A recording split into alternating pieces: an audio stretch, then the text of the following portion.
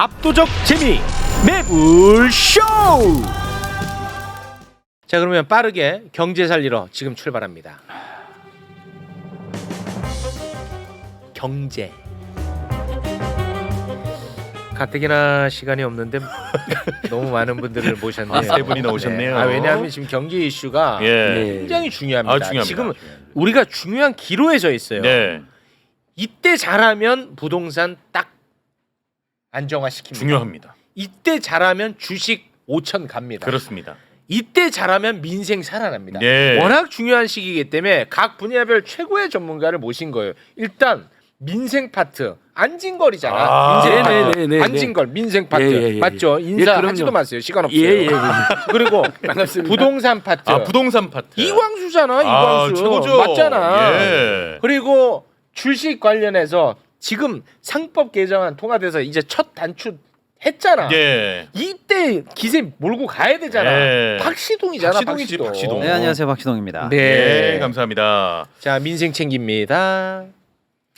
예, 아주 시속하겠습니다. 제가 이재명 대통령 당선되면 경제 성장률 반등할 거랬잖아요. 네. 오늘 4분 2분기 0.6% 상승한 거로 나왔습니다. 네. 4분 1분기에 윤석열 때 0.2%. 윤석열 김건희가 대한민국을 침공한 사건이었죠. 침공했죠. 예. 그 우리 박시동 선생님이랑 우리가 그렇게 했는데, 자, 소비 쿠폰 지금 3일 만에 벌써 2,148만 명이 이용했고요. 와. 편의점 매출이 벌써 주요 품목이 최소 20%에서 많게는 170%가 와, 진짜로? 예. 와. 이게 경제가 살아나는 소리입니다. 예. 전통시장도 활기를 띠고 있고요. 아, 좋다. 자, 내일부터는 저번에 영화 쿠폰 어떻게 받냐고 물어보시잖아요, 혹시. 네. 내일부터는 영화사 주요 영화관, 멀티플렉스 등 홈페이지나 앱에서 1인당 6,000원짜리 2매까지, 그러니까 12,000원까지 네. 450만 장이 풀립니다. 영화 좋아하는 분들은 무료? 예, 6,000원을 쿠폰으로 주는 거예요. 누가?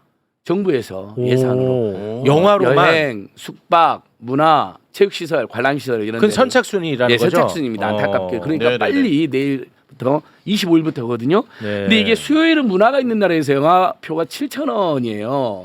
그러면 6,000원짜리 쿠폰을 갖고 가면 1,000원으로 1,000원만 내도 돼. 최신 영화를 볼 수가 있습니다. 와. 예, 이런 꿀팁들 준비했고요. 예. 네. 그다음에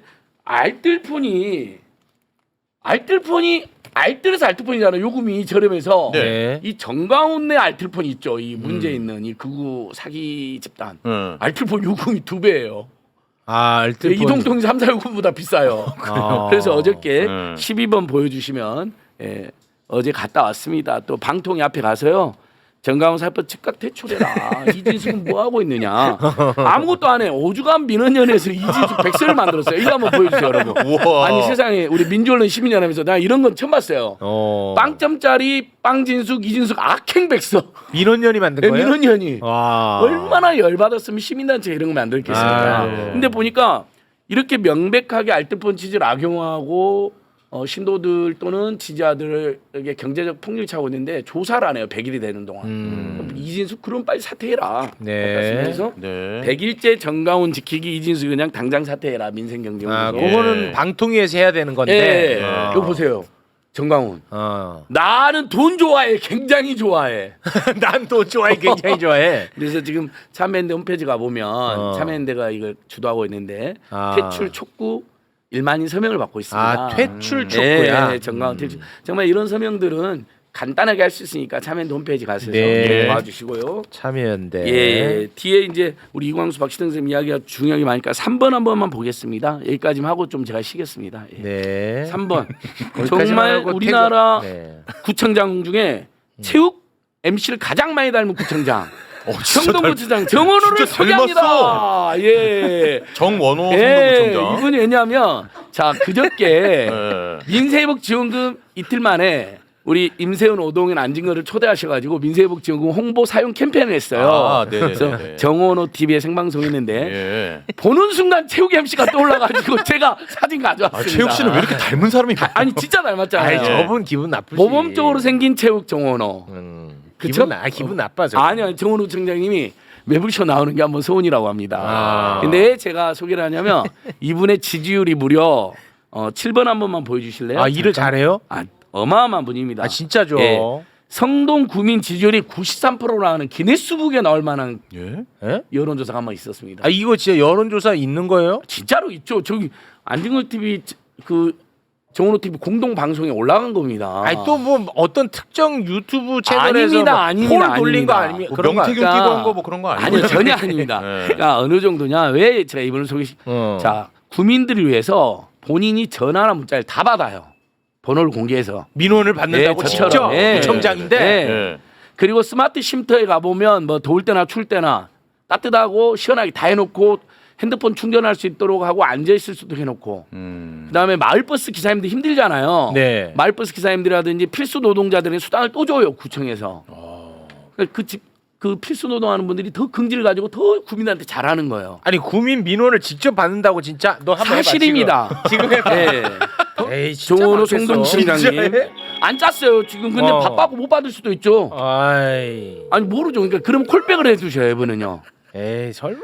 아 진짜라니까요. 뉴스에 나왔다니까요. 아니, 보좌관이나 비서가 받겠죠. 아니요 본인이 받아요. 근데 지금 업무 중이갖고 못 받으실 수도 있어요.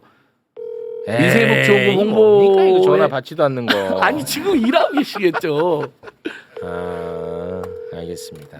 제가 한번 해볼까요? 아니 아니, 됐어요. 바쁘실 수 예, 있으니까. 바쁠 수 있으니까. 그러니까 네.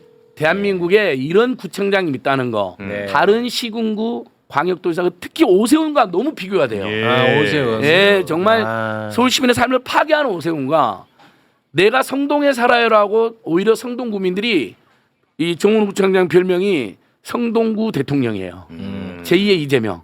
아니 근데 이런 사람 칭찬해줘야 됩니다.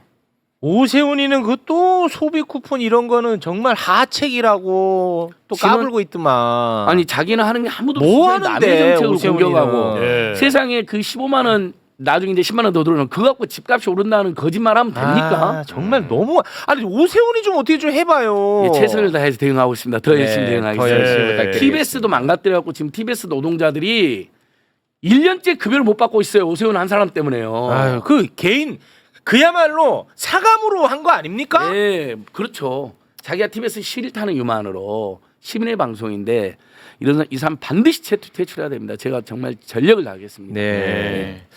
자, 정원호 그러면- 구청장님, 정원호 TV 여러분 구독 좋아요 한번 눌러주십시오. 아니 정원은 누군데 갑자기 여기 와서 아니, 막 체육 그러세요. 닮은- 체육을 아니, 닮았다는 닮은 이유만으로 그런 특기를 줄 수 없죠. 네. 아니, 국민을 위해서 이렇게 열심히 일하는 사람이 없다니까. 그러니까 제가 성과를 우리가 눈으로 보고 할게요. 다음 주에 네. 제가 정리해서 오겠습니다. 아니 한번 이렇게 되면 보여드리겠습니다. 다른 구가 얼마나 많은데 항의 전화 들어옵니다. 아니 항의를 못 해요. 워낙 이분 잘해서? 너무 잘하기 때문에.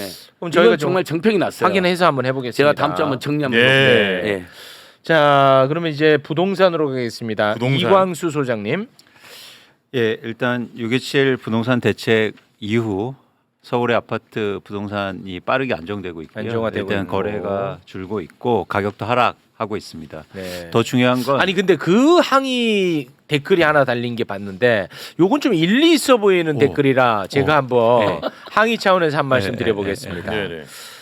부동산 대책이 나오고 나서 부동산 계약을 한 네, 사람들이 네, 계약금을 희생하면서까지 예를 들면 한 2억 정도 네. 희생하면서까지 취소를 하더라. 네, 요거 저희가 다뤘잖아요. 네, 네, 근데 여기에 대해서 네, 누군가가 그런 댓글을 달았더라고요.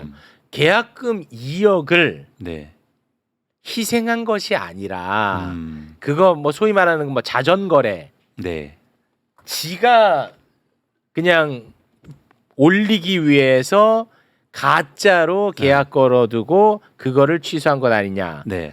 요런 이제 의심의 문자가 왔던데요, 댓글이. 가능성은 있는데 네. 예, 저희가 확인이 안 되니까 아. 확인 안 된 걸 저희가 매불쇼에서 얘기는 할 수 얘기하기는 없으니까. 없습니다. 그래서 예. 일반적으로 저희가 계약한 다음에 취소하면 계약금을 포기해야 되니까 그 말씀을 드린 거고 네. 그래서 저희가 뭐 자전거라든지 허위 거래라든지 아니면 작전으로 허위 거래한 거라고 저희가 파악은 안 됩니다. 네, 네. 알겠습니다. 네, 네. 이렇게 말씀드리고요. 네. 일단 부동산 대책 이후로 서울의 아파트 시장이 빠르게 안정되고 있습니다. 그런데 항상 그렇잖아요.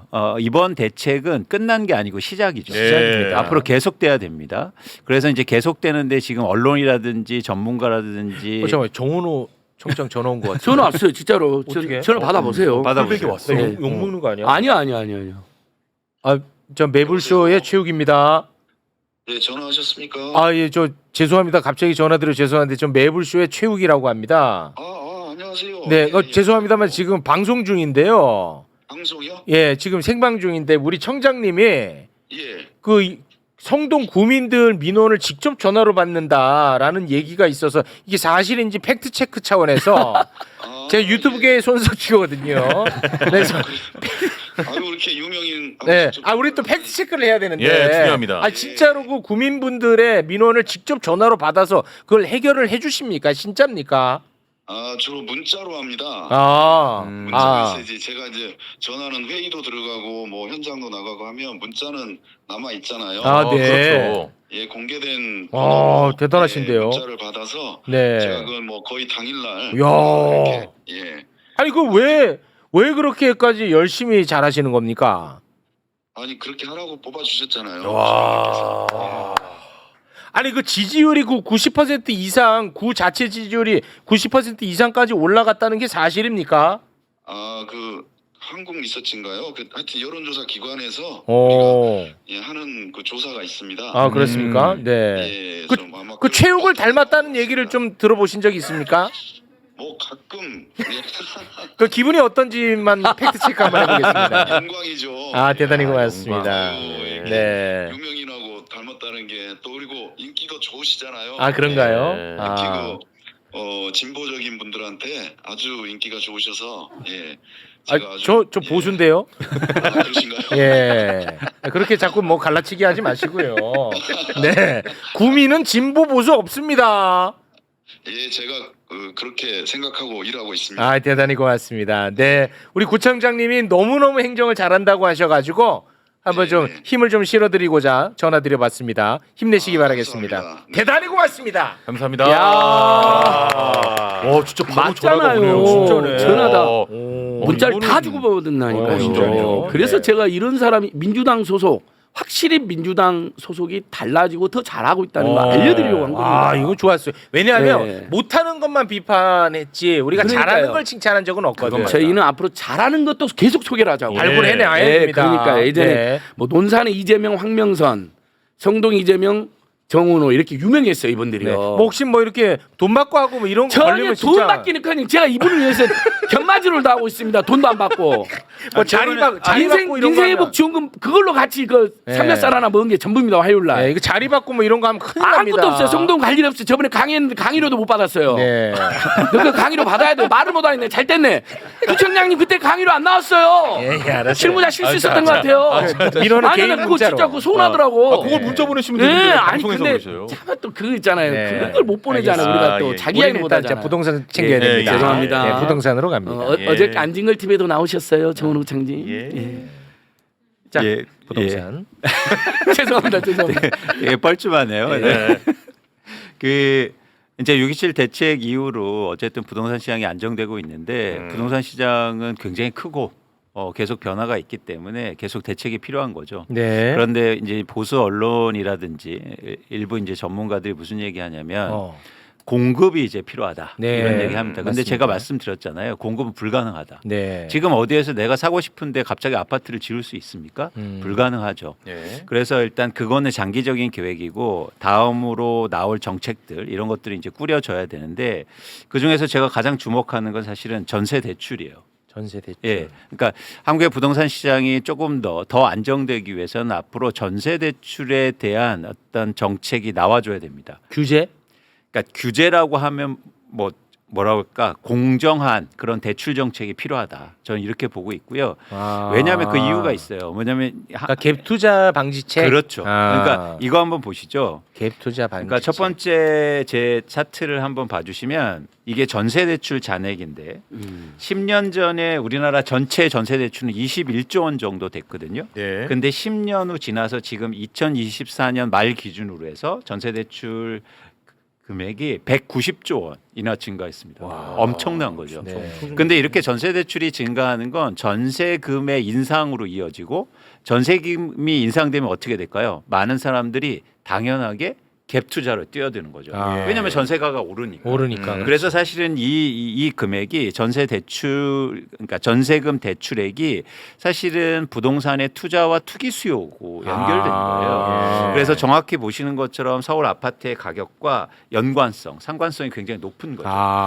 그런데 여기서 이제 문제가 있는 겁니다. 왜냐하면 이 대출을 언제 많이 증가시켜줬냐면 특히 문재인 정부 때부터 많이 증가되는데 예. 전세 대출이 증가하는 건 약간 어떤 측면이 있냐면 주거 취약층을 위해서 대출을 증가한다는 네. 그런 논리의 연결선상이 있던 거예요. 네네. 그러니까 그렇죠. 쉽게 말해서 세입자들과 임차인들은 힘드니까 그렇죠. 대출을 해줘서 네. 보증금 내게 해준다는 그렇죠. 그런 어떤 목적이 있었던 거죠. 네. 그런데 아이러니하게도 전세 대출이 증가하고 그리고 전세 보증금이 올라가면 이게 오히려 부동산 가격을 올리는 이유였던 거예요. 그리고 또 하나 문제 제기를 하고 싶은 건 뭐냐면 전세 대출을 주거 취약층이라든지 저소득층이 받아야 되는데 고소득층이 훨씬 더 많이 받습니다. 그래요. 네. 그 통계가 있나요?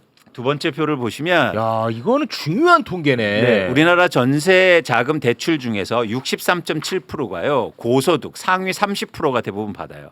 와, 그래요? 이 너무 중요한 그러니까 데이터네. 자, 우리가 전세 대출을 해줄게. 특히 공적으로 대출금이 보증까지 서서 나가거든요. 네. 그런데 우리는 쉽게 그래 전세 대출 받는 사람들은 저소득층이라 주거 취약층, 그렇지. 청년이 많다고 생각하시죠. 맞아요. 천만의 말씀입니다. 63.7%가 고소득층의 대출이 나가고 있다는 거예요. 와, 이거 중요한. 네. 야, 이거 너무 이게 계속 좀 띄워주세요. 이거 진짜 중요한 데이터다. 예를 들어서 전세자금 대출을 규제한다 그러면은 무조건 언론에서는 이제 서민들 전세도 못 살게 하느냐, 그렇죠. 집도 못 살게 하더니 전세도 못 살게 하느냐, 이거는 정말 지옥이다고 난리 칠 텐데. 그렇죠. 아니 알고 봤더니 고소득층이 훨씬 더 전세자금 대출을 많이 받더라. 그렇죠. 그래서 와. 비싼 아파트의 전세금이 더 많이 오르는 거예요. 예. 그러면서 거기다 투기 수요나 투자 수요가 더 많이 붙는 거죠. 네. 이런 구조가 있었다. 악순환. 예, 그러니까 만약에 전세 대출을 규제하잖아요. 그러면 이제 두 가지 논란이 생길 겁니다. 첫 번째, 최영님 말씀하신 것처럼 야 그럼 저소득층 어떻게 살아? 그렇죠. 이거와 두 번째, 그럼 다 월세 살라는 거야? 이 말이거든요. 그렇습니다. 그런데 말씀드린 것처럼 대부분 고소득층이 받고 월세화라는 건 사실은 근원적인 한계가 어떤 거냐면 계속 전세 보증금을 못 올려주면 반전세라든가 반월세가 나올 수밖에 없거든요. 자연스러운 현상인데 그거를 막 비난하거든요. 그래서 저는 월세가 악이 아니다. 그렇습니다. 그러니까 무슨 얘기냐면 대출을 받는 금리하고 월세의 그런 월세 비율 있잖아요. 네네네. 월세율이 더 낮아요. 그러면은 뭐 저항이 덜하겠네. 그렇죠. 네. 근데 그런 합리적인 제시를 안 하는 거예요. 네. 그러니까 마치 월세 나가면 돈이 없어지는 걸로 얘기하고 그렇습니다. 그럼 은행에 이자 내는 건 안 없어지는 겁니까? 그렇지, 없어지지. 말이 안 되잖아요. 안 되죠. 근데 그 말은 하지 않고 있다는 거예요. 좋다. 그래서 저는 다음 수순의 대책은 전세 대출에 대한 합리적 규제가 돼야 되고 특히 고소득층의 전세 대출은 DSR 적용이라든지 소득에 대해서 규제가 이루어진다고 봅니다. 예. 그래야 한국의 부동산 시장이 다음 수순으로 안정될 거예요. 우리가 이렇게 그 기현상적으로 집값이 높은 이유 중에 하나가 전세라는 제도 때문이다. 그렇죠. 그것을 이제 자연스럽게 그렇죠. 월세로 좀 전환하는 그런 시대를 우리가 맞이할 필요가 있다는 거군요. 근데 여기서 또한 강조하고 싶은 건 뭐냐면 월세로 하면 그러면 돈 계속 없어지는 거 아니냐. 네네. 근데 지금 구조는 대출을 받으면 이자가 더 나간다고요. 더 나간다고. 그거를 얘기를 하라고. 그렇죠. 왜 그 얘기를 안 해? 아니 우리 언론이 맞습니다. 네. 그러니까 저희가 제대로 알아야죠. 그리고 많이 그렇죠. 알려서 다시 한번 말씀드리지만 이제는 저희가 담대하게 다음 수순은 전세 대출에 대해서 조정이 들어가야 돼요. 얘기할 줄 알아야 돼. 그래서 다음에 정부라든가 대통령실에서 꼭 이 부분에 대해서 조절이 이루어져야 됩니다. 네. 그래야 그러면 진짜 그 개혁이 전에 네. 이런 토대를 마련을 해놔야 돼요. 지금 같은 거를 나만 해도 모른단 말이야. 맞아요.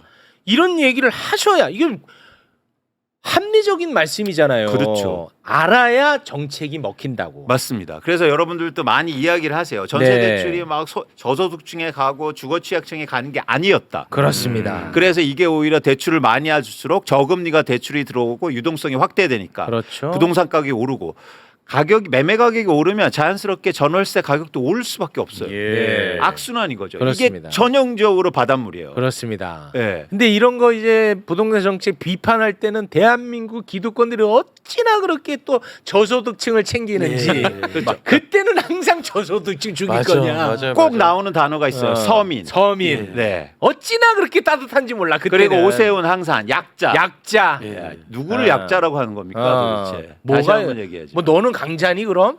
우린 약자고. 그러니까요. 한번 붙을래?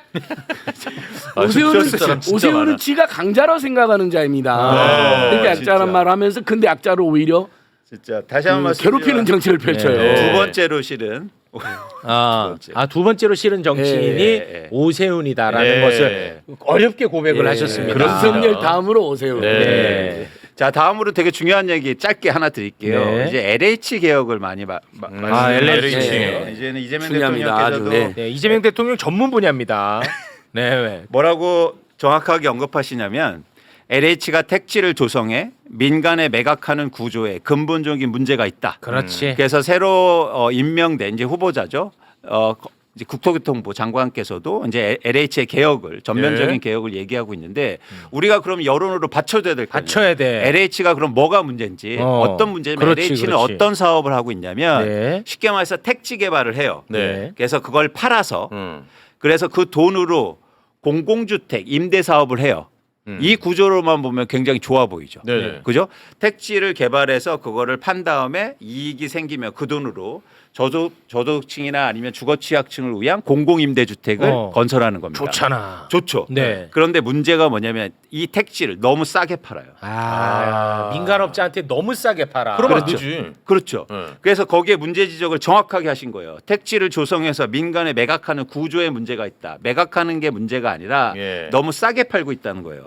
그래서 세 번째를 볼게요. 세 번째 차트를 보시면 야, 이 세상 변하겠는데. 예, 이건 처음으로 공개하는 건데. 네. 자, 공공택지를 그렇게 분양받아서 건설한 한 건설회사가 건설회사. 얼마나 이익을 내는지 오. 원가 공개입니다. 오, 이런 데이터가 있어요. 네. 오. 잘 보세요. 분양 수익률이 33%예요. 와. 반도체보다도 더 이익이 나요. 아. 이러면 그냥 공공택지를 분양받는 게 너무 좁은 거예요. 그렇지. 공공택지를 어떻게 만드냐면 예를 들어서 논밭 있잖아요. 예. 네. 그러면 LH가 강제로 수용합니다. 어. 공공 목적으로 이런 나라가 없어요. 아. 공권력을 활용해서. 네. 그럼 거기다가 다 땅을 평평하게 만들어주고 예쁘게 어. 조성한 다음에 그걸 그대로 건설회사한테 떠받쳐 주는 거지. 네, 싸게요. 그럼 건설사가 그냥 가만히 있어서 30% 이익이 나요. 와, 로또인데 거의.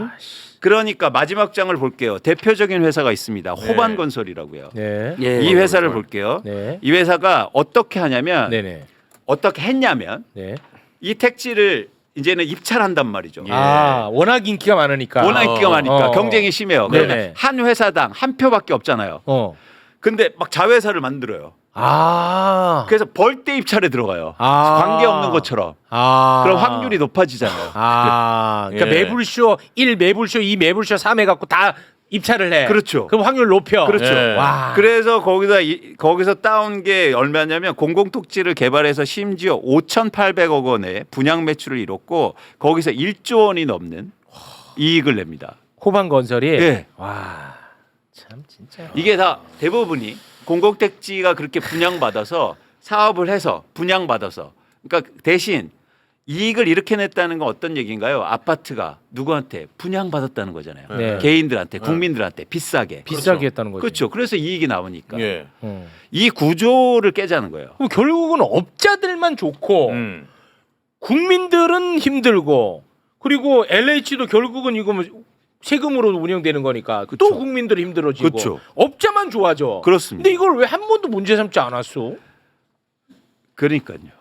문제가 있는 거죠. 그래서 이 호반건설도 사실은 이건 신문 기사 내용인데 어쨌든 계속 법률적으로 문제가 생겨 이런 회사들이 굉장히 많았던 겁니다. 그러니까 계속 이 상황이 벌어지고 예를 들어서 호반건설은 이렇게 돈을 벌어서요. 서울신문을 인수해요. 와. 언론사를 또. 아. 우리나라에서 건설사들이 언론사를 또 가장 많이 인수해요. 좋아하죠. 예. 이 구조를 깨야 돼요. 근데 그 출발점이 어디에 있었다? 공기업에 있었다는 거예요. LH에 있었어 예. 또. 근데 이거는 우리가 개혁할 수 있는 거잖아요. 해야 돼. 그러니까 이 구조를 끊는다는 말씀을 하신 겁니다. 아. 근데 이거 실행해야 된다. 혁명이네. 실행해야 돼. 실행하면 혁명이야. 네, 엄청나게 높은 벽이 있다. 근데 이거를 바꾸고 깨야 된다. 그래야 한국의 진짜 부동산 개혁이 이루어집니다. 야 그러면은 네. 이거를 하려고 선언을 했잖아요. 그렇죠. 이재명 대통령이. 그렇죠. 그러면은 엄청난 저항이 있겠네. 엄청나죠. 이거는 왜냐면 이권하고 엄청나게 관련이 있으니까. 그렇죠. 이제는 보세요. 이제 수많은 언론들이 막 뭐 그럼 공공택지는 누가 개발하냐 그럴 거 아니에요. 그렇지. 다 주인이 건설사야. 어. 그러니까요. 그 벽을 어떻게 넘느냐, 그 벽을 깨느냐가 되게 중요합니다. 네. 그래서 우리가 계속 얘기해 줘야 돼요. 이거 여론이야. 예. 매불쇼에서 계속 해줘야 됩니다. LH 여론이야. 얘기를. 어. 중요합니다. 그래. 그래야 힘이 생길 거 아니에요. 아. 예. 야, 좀 힘 좀 모아주시. 내가 근데 힘이 미약하니까 아주 돌아버리겠습니다. 세상은 좀 좋은 나라로 만들고 싶은데 힘이 없어 아이고, 내가. 아닙니다. 진짜 여론이 아닙니다. 중요한 것 같아요. 아닙니다. 힘이 없어. 힘이 저는 아. 모으는 힘이 더 세다고 봐요. 아. 한 명의 큰 힘보다. 네, 우리가 한번 좀 모아보겠습니다. 네. 우리 매불쇼 힘 굉장합니다. 서울 양평 고속도로는 우리 매불쇼를 통해서 훨씬 대중화됐고 어허. 그게 다 사실로 밝혀지고 있잖아요. 내가 그 중심에 앉은 걸 아니, 있습니다. 아닙니다. 우리 매불쇼를 통해서 훨씬 많이 알렸습니다. 그런가요? 네, 그건 사실이고요. 아니 왜 또 껴드세요? 지금 아니, 주식해야 되는 그게 거. 아니라 또 이제 계신데 지금. 그래 정원 후총장 기사 찾아보니까 실제 한국인세 조사한 것에 지지율이 94.7%가 나왔네요. 아, 그거 93%가 아니라. 근데 마지막으로 네. 우리가 정치 개혁도 필요하지만 경제 개혁도 굉장히 중요하다. 예, 예. 네. 특히 한국의 부동산 개혁. 그렇죠. 우리가 계속 말씀해 주셔서 너무 고맙고 네. 감사하고 앞으로도 계속 네. 우리가 같이 공유하고 그렇습니다. 이런 사실을 알아야 되니까요. 예, 네. 우리 진짜 가야 됩니다. 힘 모아야 됩니다. 네. 자 주식 갑니다. 주식. 네, 박지동입니다. 네. 자사주 소각 어떻게 할 거야 안 할 거예요? 해야죠. 아니 지금 뭐 민주당 그 법안 발의했어 안 했어? 소각장 아, 설치했어? 자사주 안 했어? 소각이요. 소각장. 예. 소각장. 아, 재밌는 일이 좀 있었어요. 자사주 소각 관련해서 사실 굉장히 중요한 과제니까 예. 우리가 다 됐으면 하고 있는데 1호 법안이랄까요? 그게 사실은 이제 김남근 의원 발의안으로 하나 나온 게 있었어요. 그게 뭐냐면 1년 안에 소각해라. 이게 이제 핵심이에요. 네.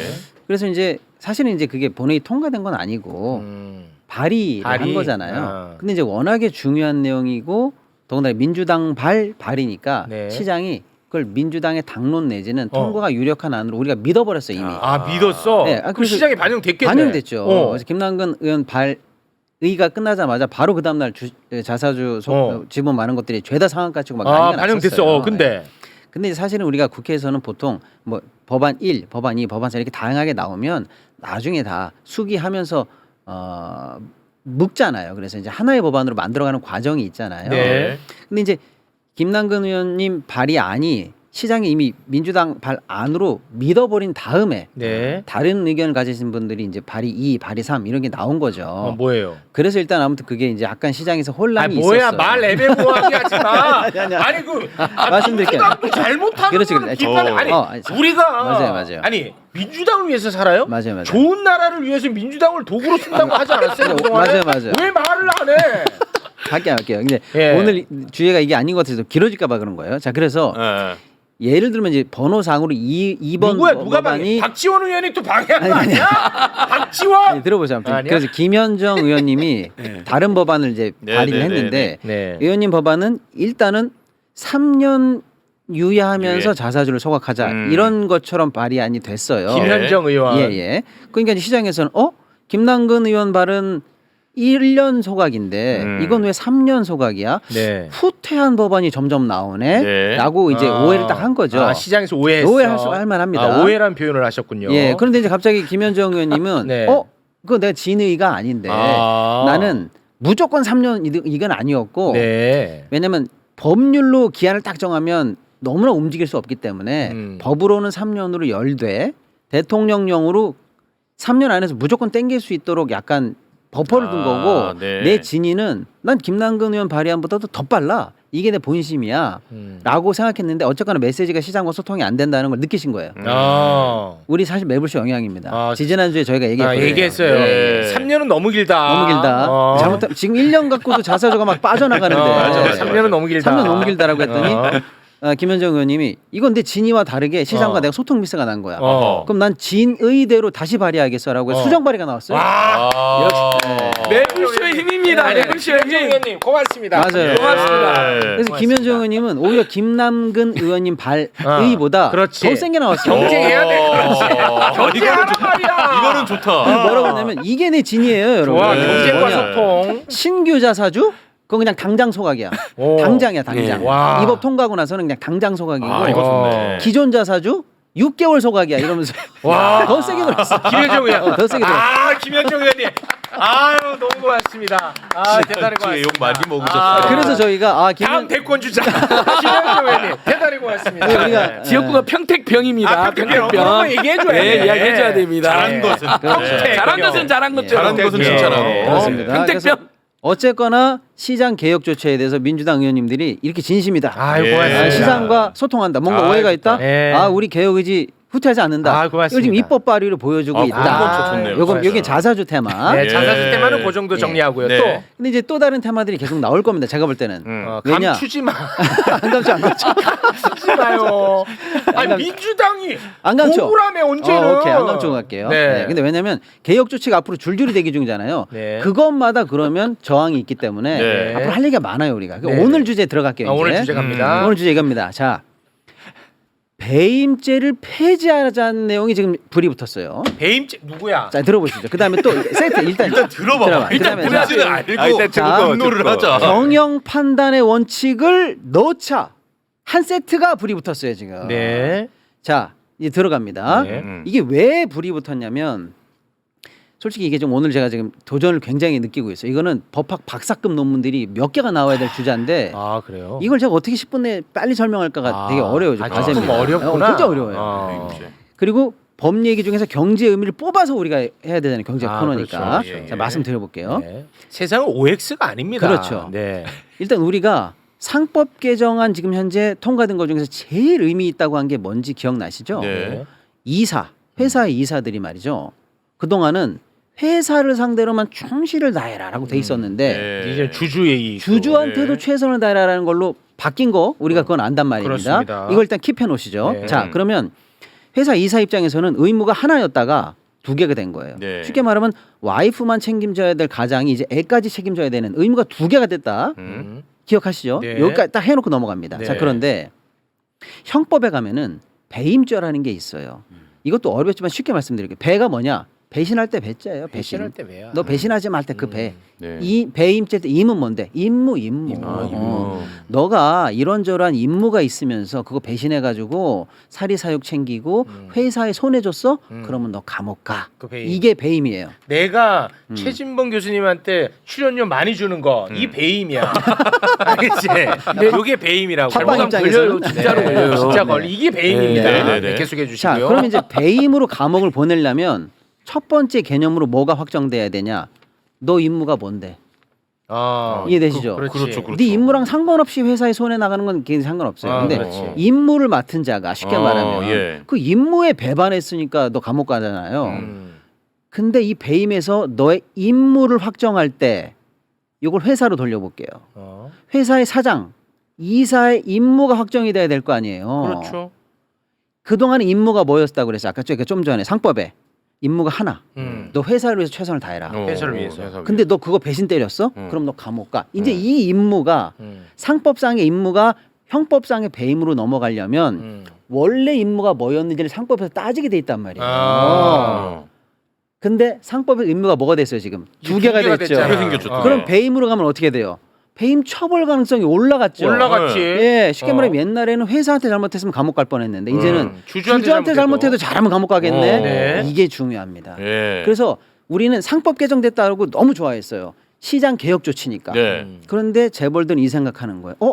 그것도 짜증나지만 이게 거기서 끝날 문제가 아니네. 감옥 가는 문제랑 연결돼 있네. 라고 느끼는 겁니다. 네. 그러면 얘네들이 당연히 반발이 뭐라고 나와요? 야, 배임죄 좀 폐지해줘. 이렇게 나오겠죠. 네. 감옥 가기 싫으니까. 뭐 그렇겠죠. 네. 그렇습니다. 그래서 상법 개정안의 흐름 속에서 지금 우리가 갑자기 형법을 얘기하게 됐다는 거예요. 법학 얘기를 왜 경제 시간에 하냐? 우리가 경제적으로 우리 주주권을 확보하자라고 얘기했더니 네. 형법이 튀어나오는 형법 이유는 튀어나오는 게 연결돼 그게 있으니까. 연결돼 있기 때문에 나온다는 좋습니다. 얘기예요. 여기까지 좋아요. 자, 네. 이렇게 되니까 이 배임죄를 폐지해야 된다는 사람들의 명분을 우리 한번 들어보자. 그 사람 보통 왜 얘기하는가 봤더니 네. 첫 번째 그 사람들 얘기를 아래 우리가 반론에 재반론을 그렇죠, 하니까 맞습니다. 우리나라는 배임이 기형적으로 너무 과도하다는 거예요. 무슨 건만 있으면 죄다 배임으로 고소고발하니까 몇만 건씩 배임에 몰려 있다. 과도하게 기형적으로 배임에 몰려 있다는 게 첫 번째 그 사람들의 주장이에요. 네. 자, 두 번째. 그러다 보니까 배임이 되냐 안 되냐는 결국 검찰 손에 걸려 있네. 검찰의 기형적 권한 확대까지도 이게 영향을 미친다. 그래서 검찰이 저 재벌 회장 저거 하나 넣어서 내가 뒤로 좀 슈킹도 좀 하고 우리 회사 이익도 좀 나중에 퇴임하고 절로 갈까? 이런 어떤 검찰들의 영향력을 확보하려고 결국에는 자기네들의 칼로 배임을 쓰는 거 아니야? 라고 하는 문제까지도 나오고 네. 결국에는 회장들은 별거 아닌 배임 문제 해결하느라고 검찰 눈치 봐. 로펌한테 엄청난 돈 줘. 그래서 이게 사법 카르텔을 유지하는 하나의 잘못된 기형화된 걸로 배임이 작용하고 있어. 네. 그러니까 배임을 완화해줘. 이 사람들이 이렇게 얘기하지 주주 때문에 완화해줘 이런 소리는 안 한단 말이에요. 네네. 이 반론을 하는 겁니다. 제가 여기에서 반론을 다시 재반론을 이제 해야 되는 거죠. 자, 배임이 과도해? 맞다. 맞아요. 저는 맞다고 인정합니다. 맞다. 자, 그런데 맥락을 한번 보자 이거예요. 배임만 놓고 우리가 현미경으로 보면 당신들이 하는 얘기가 맞을 수 있어요. 그런데 맥락으로 넓혀서 보자는 얘기예요. 뭐냐? 왜 배임에 우리가 이렇게 목매달고 건만 있으면 배임 가지고 얘기를 했냐면 네. 우리가 민사적으로 보상 배상 받을 길이 없기 때문이에요. 우리나라는. 예를 들어 회사 경영진들이 최욱 앵커님 제일 화나는 게 뭐예요? LG 에너지 솔루션 분사한 거 아니에요. 그렇게 열이 받았어요. 네. 그러면 너네 때문에 내 주식이 떨어졌잖아. 나 이거 정당하게 배상받고 싶어. 삼성물산 니네 때문에 나 후려쳐가지고 같이 떨어지게 합병됐어. 나 이거 정당하게 금융적으로 그렇지. 돈으로 민사적으로 보상받아서 내 주주가치 환원받고 싶어. 그렇지. 라고 돼서 민사적 절차가 잘 돼 있으면 굳이 그 사람 감옥 보낼 필요 없어. 그렇지.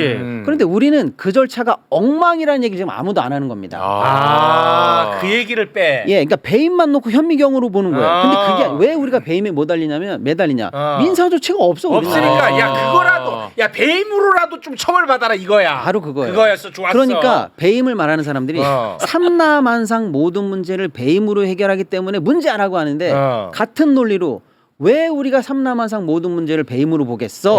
이렇게 묻고 싶은 거예요. 손해배상에 대해서 아무것도 안 되니까 예, 좋았다. 제가 실예로 들어가 볼게요. 네. 어떤 회사 회장이 경영진이 우리에게 잘못했어요. 예. 제가 입은 손해가 한 1억쯤 됩니다. 손해배상 청구 민사적으로 합니다. 회사 입장에서 LG 에너지 솔루션이나 삼성물산 가지고 받은 이득이 뭐예요? 수천억이에요. 네. 근데 우리한테 1억 2억 물어주는 거 웃겨요?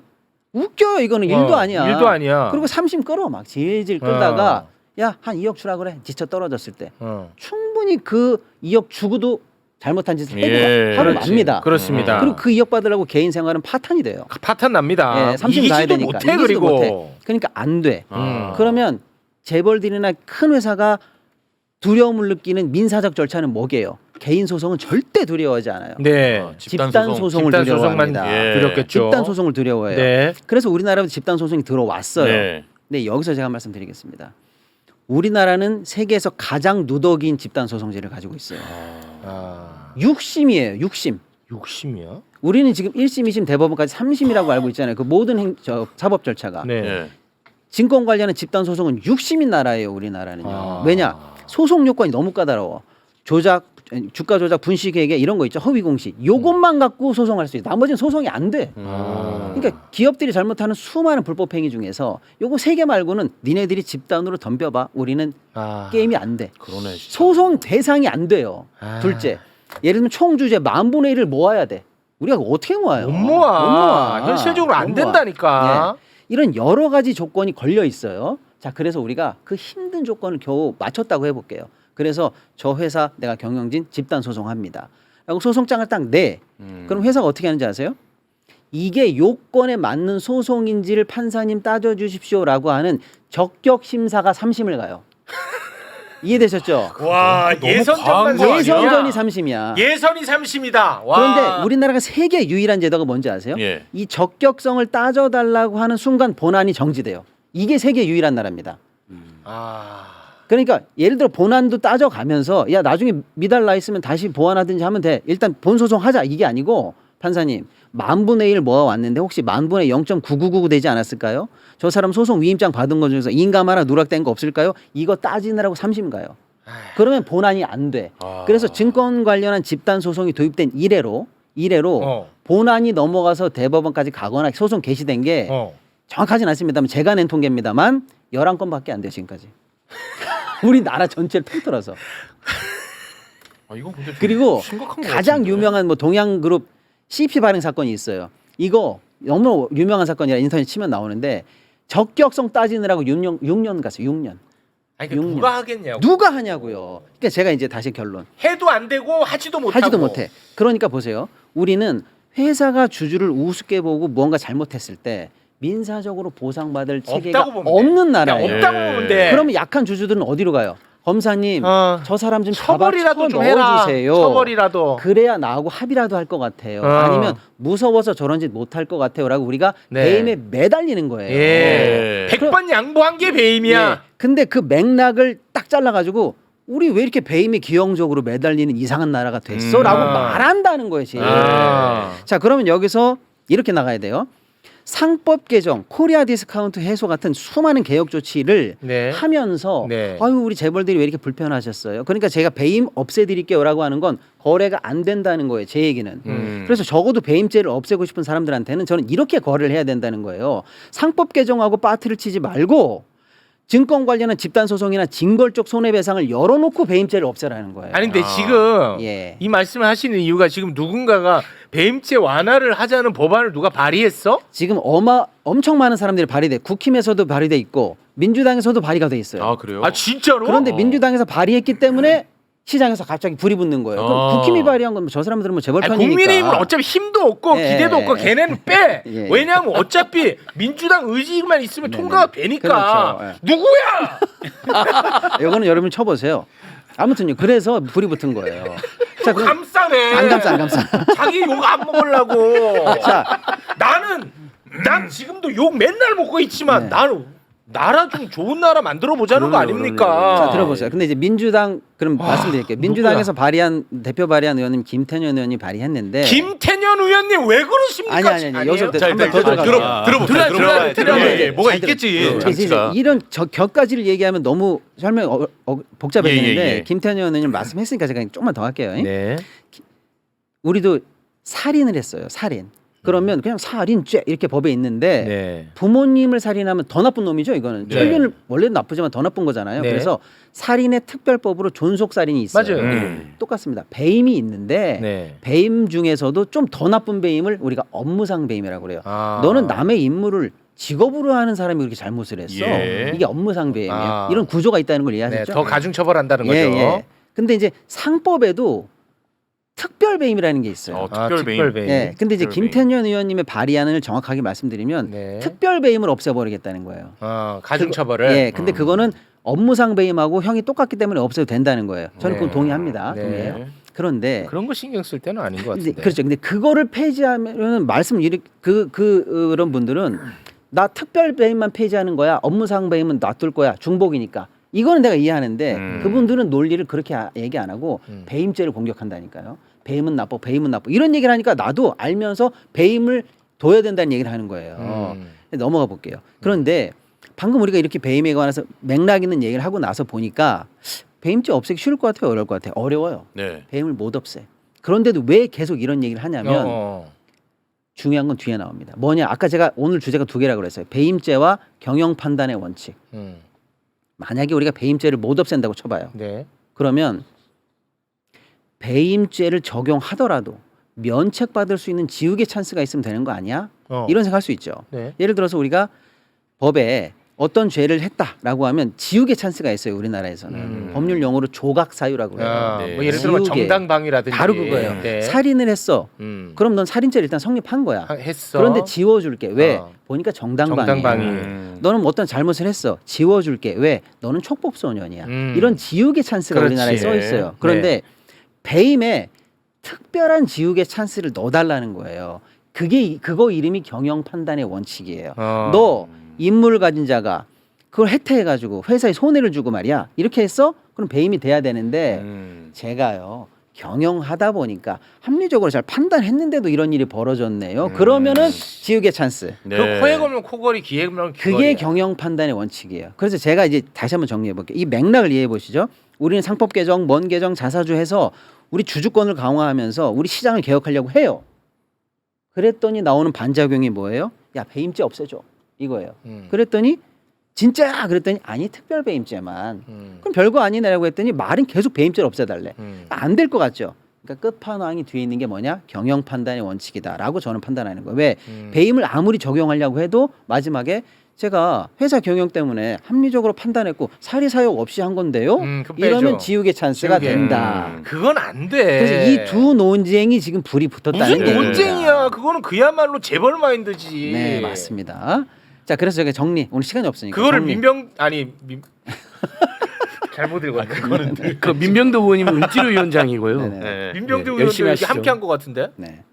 아니 그래서 말씀드려볼게요. 맞지? 결론. 함께 한 거 맞지? 자, 이제 겨우 아니 무슨 북한이야? 뭐 말을 못하게. 찾아봐야겠네요. 아 근데 이 하나하나마다 법학 박사 논문급이 들어가서 네, 제가 네. 가지를 많이 쳐서 그래요. 근데 이제 겨우 상법 개혁 조치 4개밖에 안 했어요. 아, 그것도 이제 한 번, 이게 한 번 이제 했어요. 한 스텝인데 이렇게 난리다. 앞 상법 개정안 통과된 거 잉크도 안 말랐어요. 에이고. 그리고 앞으로 가야 될 길이 구말리에요. 한 10개 이상의 조치가 더 남아 있어요. 그리고 이 조치는 시행도 안 했어요. 아직 우리는.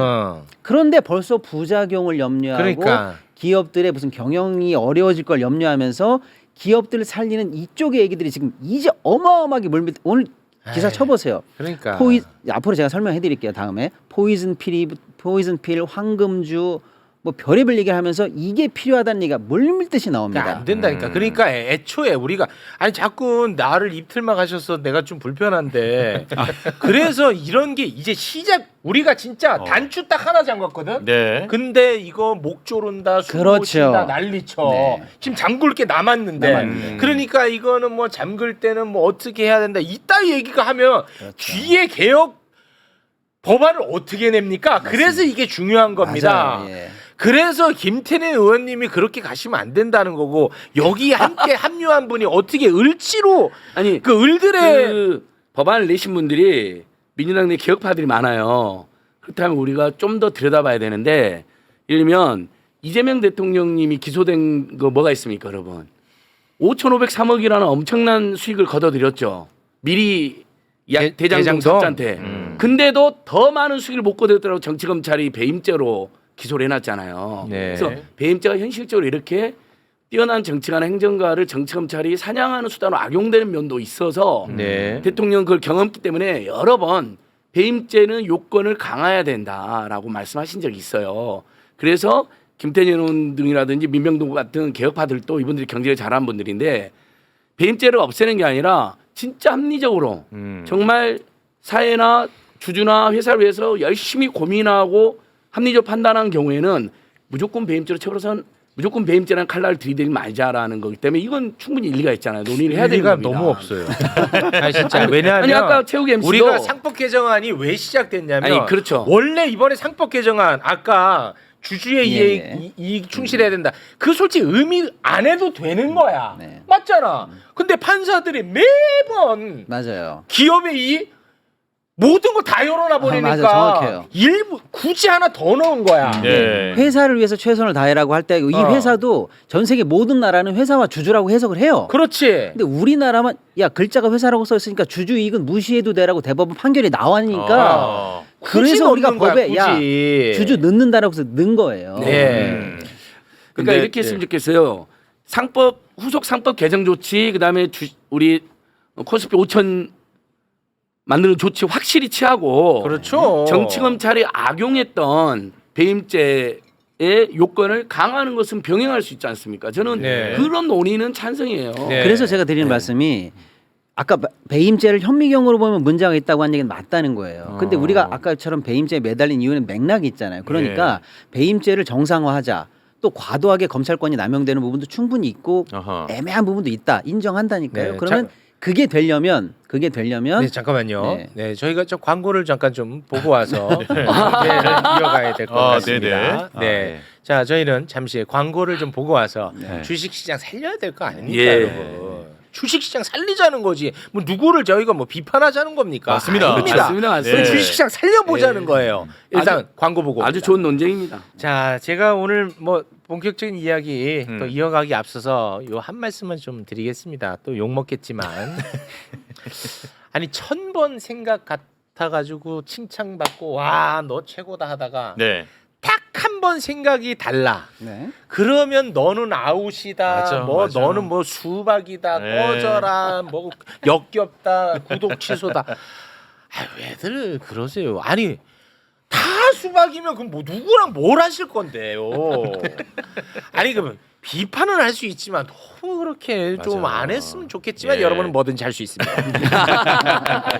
역시 고맙습니다. 맞습니다. 자, 상법 개정안 이야기를 하다가 복잡하다, 이거. 조금 조금만 더 해볼까요, 뜨거워졌습니다. 그러면? 네. 그러니까 이제 그 배임이 과도하게 기형적으로 우리가 좀 거기에 집착하고 있고 그게 이제 검찰권의 남용으로 이어지고 있고 선량한 경영자나 정치인들이나 관계자를 탄압하는 수단으로 활용되겠다는 비판 저도 100번 맞다고 했잖아요. 네. 맞아요. 예. 다만 그런 선의를 가지고 접근할 때도 이건 제 의견이에요. 뭐냐면 그게 지금 상법 개정이라든지 주식시장 시장 조치와 거래되는 모양으로 나오기 때문에 그게 아니고 그렇게 해서 배임죄 관련한 부작용을 완화할 때는 반드시 민사적 보상 차원으로 우리가 제도적으로 보장받을 길을 열어놓고 이거랑 거래를 해야 된다는 뜻이에요. 그렇습니다. 그러니까 집단 소송 관련해서도 절차를 확실하게 완화하면서 예. 민사적으로 책임질 수 있게 하고 기업이 크게 잘못했다 그러면 징벌적으로 물려야 됩니다. 이런 것들이 되면 배임으로 갈 사람 아무도 없어요. 네.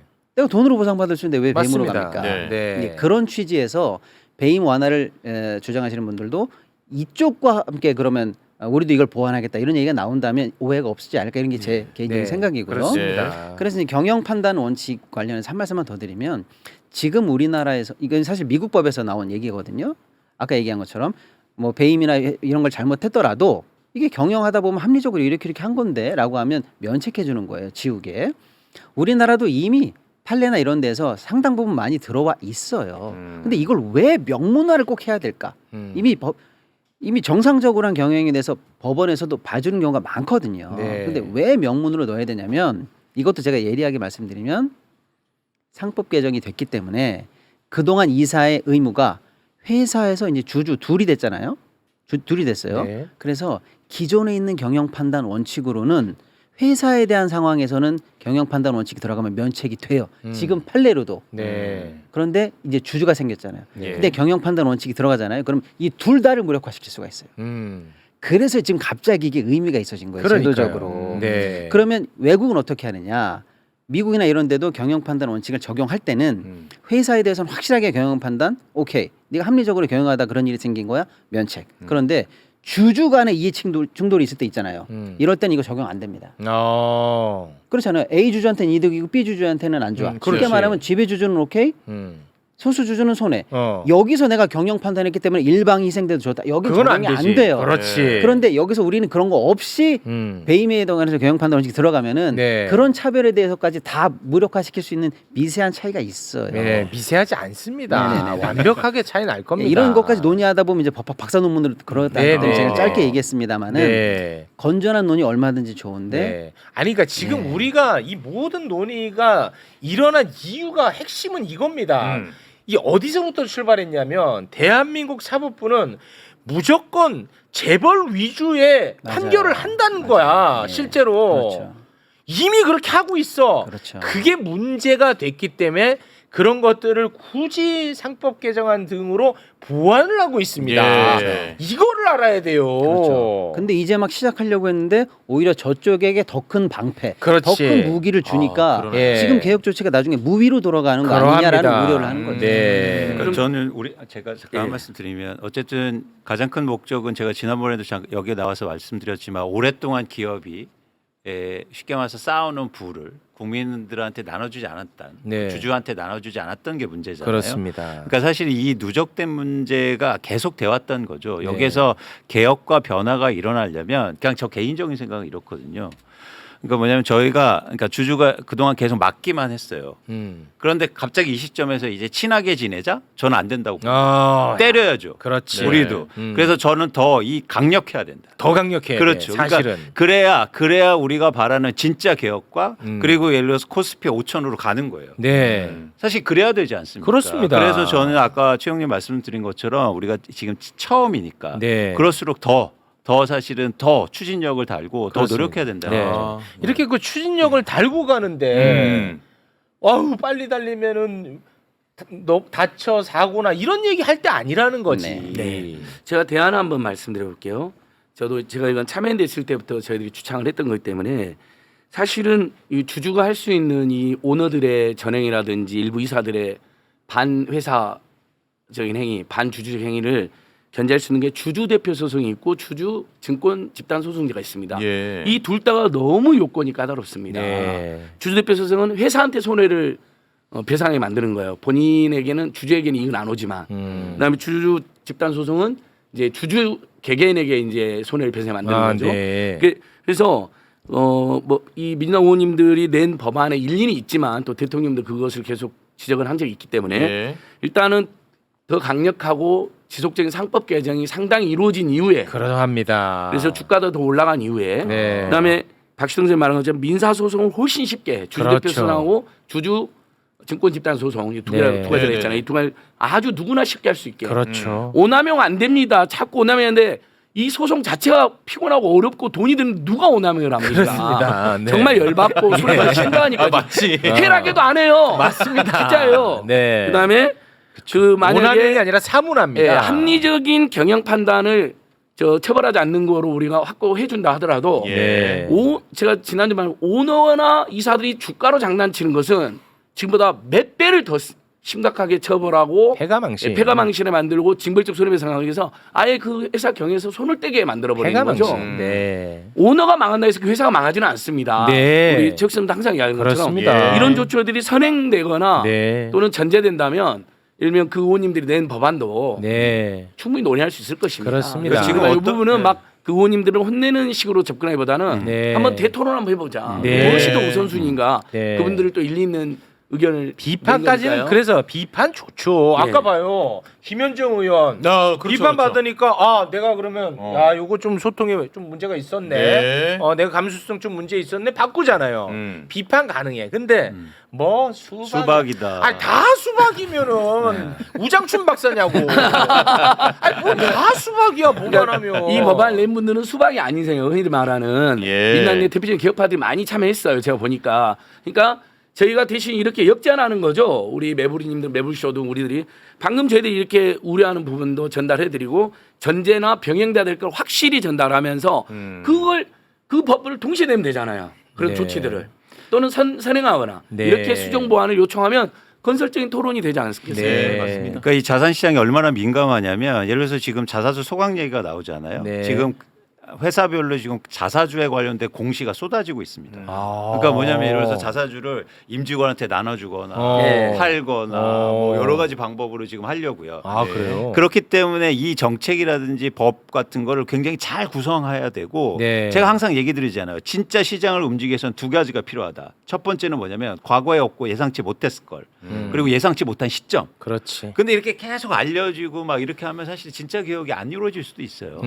그래서 조금 더 면밀하게 저희가 그러니까 소장님 말씀하신 것처럼 정말로요. 정말로 진지하게 그리고 빠른 개혁이 그렇죠. 필요하지 않느냐 네. 생각하는 겁니다. 그렇습니다. 그럼 저도 한 말씀만 드리면 지금 우리가 개혁하려고 하는 이 모든 조치의 상대편에서 하는 얘기는 뭐냐? 소송이 남발된다, 경영이 어려워진다 이런 얘기 하는데요. 시선이 잘못됐어요. 주주는 민원인이 아니에요. 그렇지. 그렇죠. 투자자이면서 동반자예요. 맞아. 내가 왜 민원인이야? 내가 어. 왜 너를 쓸데없이 소송하고 내가 이렇게 그렇지. 걸리적거려? 맞아. 네. 같은 운명이야. 걸리적거리면 그 사람한테 주식 팔질 마. 그러니까요. 이렇게 정확해요. 아니 상장을 하지 않으면 돼요. 그러니까요. 그래서 그럼 다 사. 그렇지. 사 주주들도 싫으면 다 사요. 맞아. 네. 원래 그래요. 다른 맞아. 나라들은.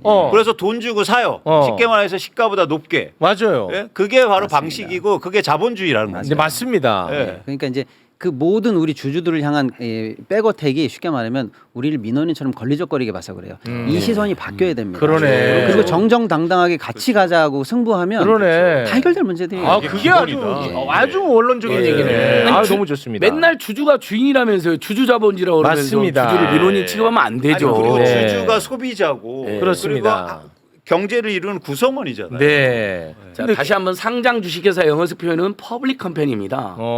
왜 그런 강도 높은 표현을 썼겠어요. 외국의 영미권에서. 네. 공중의 회사, 대중 주주 회사라는 뜻입니다. 퍼블릭 네. 컴퍼니. 열린 회사라는 뜻도 있지만요. 그러니까 상당한 대중적 견제와 규제를 동반하는 겁니다. 주식 상장에서는 기업을 공개하는 거잖아요. 네. 그래서 그래놓고는 주주는 뒤로 가라고 그러고 무조건 뒷전이고 다 오너 때문에 다 손해배 만들면 그렇습니다. 완전히 그건 주주 자본주의가 아니라 네. 오너 독재 자본주의죠. 좋습니다. 그걸 깨자는 거기 맞습니다. 때문에. 그리고 이제 미국법 자꾸 얘기하는데 미국에서 이런 거죠.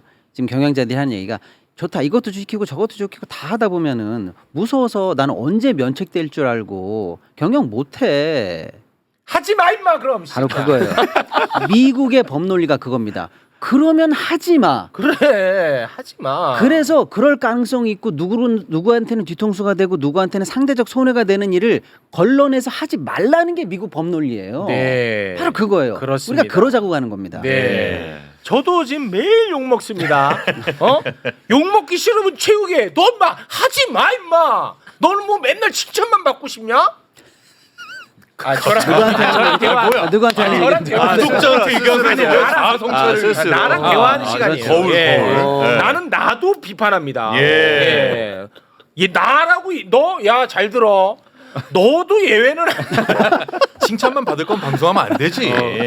그런 거죠. 채용 너저 최진봉한테 술 좀 많이 줘서 배임했어. 박시동 안진걸도 해줘. 깜짝 놀랐네. 혼자 우리도 같이 해줘. 아, 나 너도 예외 아니라는 예. 거야. 이거 너 예외 아니야. 경희가 자기한테 오, 말하는 외침. 오, 예외 아니다. 오, 하면 나왔어. 하면 너 나왔어. 오늘 오프닝부터 욕 많이 먹는다고. 뭐 짜증 많이 났지. 예. 힘들어? 하지 마 임마. 너 아니라도 할 사람 많어 임마. 이 자식아. 최영진. 대화 나누는 거예요. 예, 그렇습니다. 야, 대화 나누는 겁니다. 아이, 좋았다. 고맙습니다. 정말 최욱의 투혼입니다. 투혼. 아, 눈물 네, 납니다. 맞습니다. 눈물 나. 네. 네. 근데 아무튼 지금은 이제 주식 시장이 너무 불공정했기 때문에 이제 첫 단추를 끼는데 이때 뭐 다른 얘기에 이 추진을 자꾸 제동 거는 쪽으로 가면 안 된다. 네, 맞아요. 예. 그 최상병 특검에서 이번에 정말 어렵게 너무너무 어렵게 용기 내 가지고 종교인들 종교 압수수색. 예, 압수수색 들어가. 이거 엄청난 용기입니다. 네. 이거 여론이 뒷받침해 줘야 됩니다. 맞습니다. 그리고 이 특검 누가 법안 발의했습니까? 민주당이 했습니다. 심지어 특검 출천 누가 했습니까? 민주당 후보입니다. 예. 그런데 민주당 수석 대변인이 나와가지고 아유 그 종교 시설은 그렇게 하면 안 돼. 천천히 가야 된다. 이런 얘기하면 안 된다는 예. 거야. 그 말 자체만 놓고 보면 틀린 말은 아니죠. 그러나 때와 장소가 중요하다는 거야. 지금은 그런 말 할 때가 아니잖아요. 그럼요. 추진력 맞죠? 얻고 가야 예. 됩니다. 아니 예. 어떻게 우리 국민들은 맨날 그놈의 그 정당이나 법원까지 검찰은 더 많고 무슨 종교 시설만 또는 오너들만 앞에 가면 그렇게 꼬리를 내리고 무조건 그 사람들은 특혜를 비호해 줍니까? 맞습니다. 용납이 안 되죠. 진짜 말씀하신 게 국민을 위해서 용기를 내주셨으면 좋겠다. 네. 정치인들이. 고맙습니다. 네. 여러분은 뭐든지 할 수 있습니다만 그래도 이제 기왕이면 좀 비판은 하되 뭐 너무 너 아웃 뭐 수박 쓰레기 야 이거는 조금 나는 물론 여러분 다 할 수 있습니다. 여러분 뭐든지 가능합니다만 발언들이 많아요. 그거는 사실. 조금 예. 발전적인 방향으로 가는 데는 도움이 안 되지 않을까 하는 개인적 생각입니다. 또 이러면은 또 저 새끼 가르친다고 하는데 저는 강사가 아닙니다, 여러분. 예, 맞습니다. 제 생각을 한번 말씀드려봤습니다. 예. 네, 고맙습니다. 자, 그러면요 오늘은 여기서 마무리를 짓겠습니다. 아유 너무 늦었네, 큰일 났네. 네. 자, 제가 지금 이 일정이 지금 굉장히 많은데 큰일 났습니다. 저도 지금 네, 특강 가는데 큰일 늦어버렸습니다. 큰일 났습니다. 났습니다. 네. 일단 함께해 주신 세 분 대단히 고맙습니다. 감사합니다. 감사합니다. 고맙습니다.